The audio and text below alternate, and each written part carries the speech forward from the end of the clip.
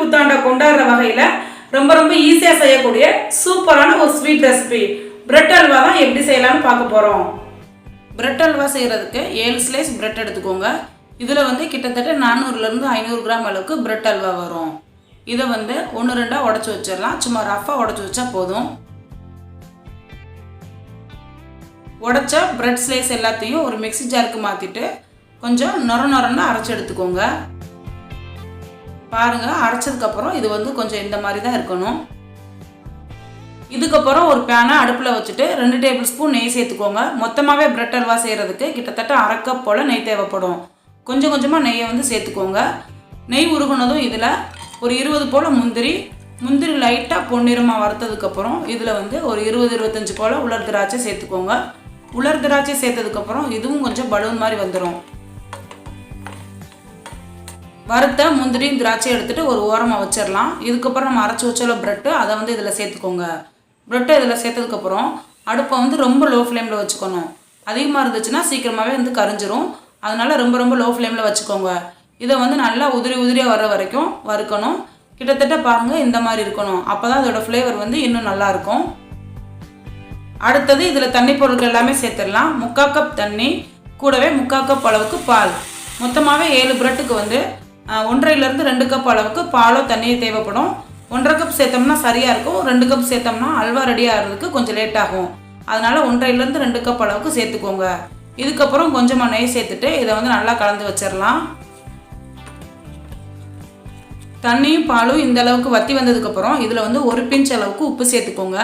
அடுத்தது இதுக்கு தேவையான அளவு சர்க்கரை சேர்த்துடலாம். 1.25 கப் அளவுக்கு நான் வந்து சர்க்கரை சேர்த்துக்கிறேன்.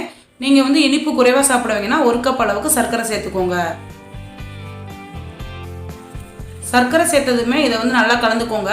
கொஞ்ச நேரத்தில் இது வந்து இலகி நல்லா கரைஞ்சி வரும். ஒரு மாதிரி தண்ணி விட்டது மாதிரி இருக்கும். இந்த ஸ்டேஜில் மறுபடியும் 2 டேபிள் ஸ்பூன் நெய் சேர்த்துக்கோங்க. நெய்யை வந்து மொத்தமாக சேர்த்துறாமல் கொஞ்சம் பேச்சாக சேர்த்துக்கோங்க. இதை மறுபடியும் கைவிடாமல் கலந்துக்கிட்டே இருங்க. ஓரளவுக்கு கொஞ்சம் அல்வா ரெடியாக இருக்குது. இன்னும் அதோட பதம் வரல. இந்த ஸ்டேஜில் வாசனைக்காக 3 ஏலக்காவை நல்லா தட்டி சேர்த்துக்கோங்க.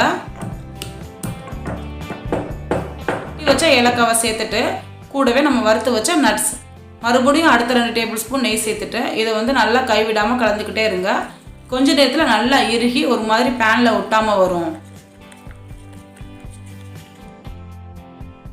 இது மொத்தமாகவே ரெடி ஆகிறதுக்கு கிட்டத்தட்ட 25லேருந்து 30 நிமிஷம் போல் ஆகும் மிதமான சூட்டில். இந்த ஸ்டேஜில் கடைசி பேட்ச் நெய் சேர்த்துக்கோங்க. நான் மொத்தமாகவே 7லேருந்து 8 டேபிள் ஸ்பூன் நெய் சேர்த்துருக்கேன். கிட்டத்தட்ட 1/2 கப். இதை ஒரு வாட்டி நல்லா கலந்து வச்சிடலாம். இப்போ பாருங்கள், பேனில் வந்து ஓரளவுக்கு நல்லா ஒட்டாமல் வந்திருக்குல்ல. இந்த ஸ்டேஜில் தான் பிரெட் அல்வா ரெடியாக இருக்குது. இப்போ வந்து ஸ்டவ் ஆஃப் பண்ணிக்கோங்க. இதை பரிமாறுறதுக்காக ஒரு பிளேட்டுக்கு மாற்றிக்கோங்க.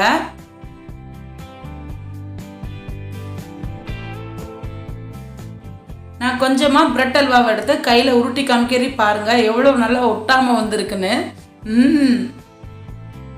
அவ்வளோதான், நம்மளோட எம்மி பிரெட் அல்வா ரொம்பவே சூப்பராக ரெடி ஆயிடுச்சு. இந்த உலகத்தில் எங்கே இருந்தாலும் வாழக்கூடிய தமிழர்கள் அனைவருக்கும் இனிய தமிழ் புத்தாண்டு நல்வாழ்த்துக்கள். அடுத்ததை டேஸ்ட் பண்ணி பார்க்கலாம்.